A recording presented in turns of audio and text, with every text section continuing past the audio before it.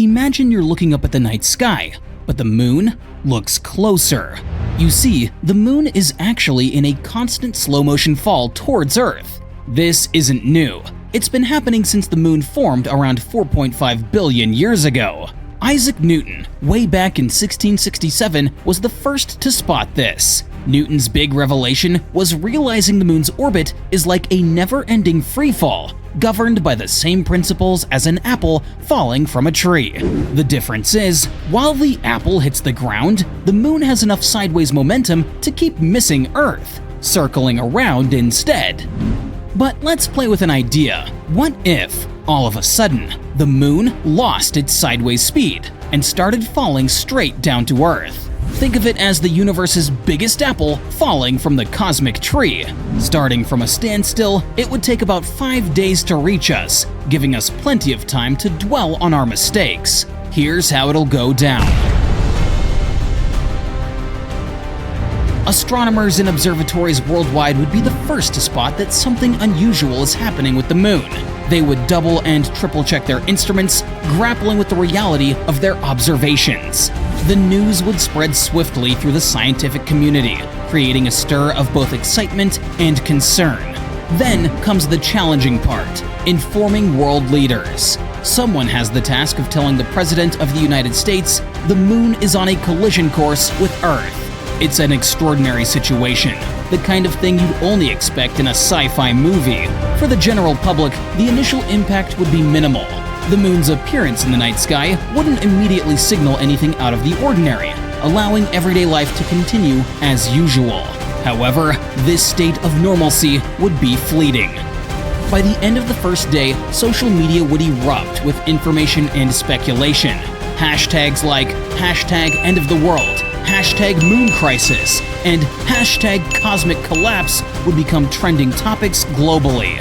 Scientists and researchers around the world would be thrust into action, exploring every conceivable option to address the crisis.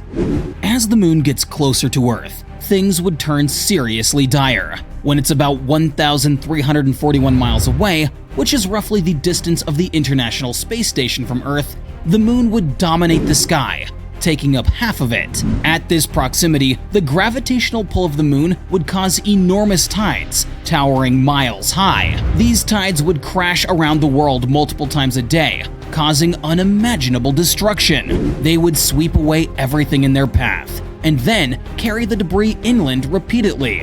And because the moon would orbit Earth much faster at this distance, these devastating tides would occur every 90 minutes. But that's not all. The Earth itself would start to show extreme reactions. Massive earthquakes and volcanic eruptions would become frequent as the moon's gravitational pull stretches the Earth.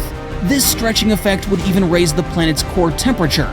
One alarming prediction suggests that if the melted magma were released into the oceans, it could cause the water to boil away. And what about the moon? As it gets even closer, reaching a mere 11,470 miles above Earth, it would enter the Roche limit. By this stage, the tidal waves on Earth would reach staggering heights of around 30,000 feet, decimating coastal areas and drastically altering life as we know it. Additionally, the moon's approach would affect Earth's rotation, shortening days and potentially triggering dramatic shifts in temperature.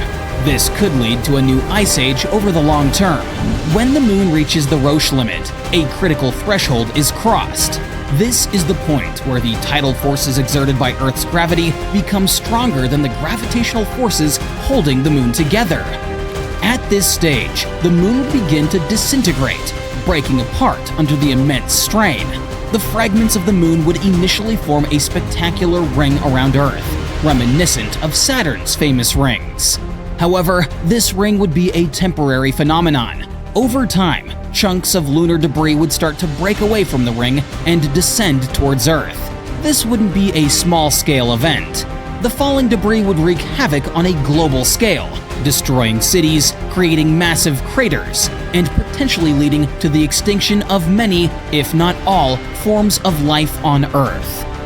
This situation is a bit like what happened to the dinosaurs 66 million years ago. Back then, a massive asteroid about 7.5 miles wide slammed into Earth at an insane speed. According to Live Science, the impact was so brutal because it hit at this really bad angle, throwing up tons of dust and stuff into the air and blocking out the sun. This killed off plants and messed up the whole food chain, not to mention the acid rain that hit the oceans. So if the chunks of the moon started landing on Earth, we could expect something just as devastating, if not worse. The only redeeming quality is that all of this would happen fast. If the moon were to crash into Earth, the impact would be unimaginably huge. We're talking about a massive shockwave blasting out from the point of impact. This shockwave would be so powerful that it'd likely wipe out just about everything in its path, including all of life on Earth.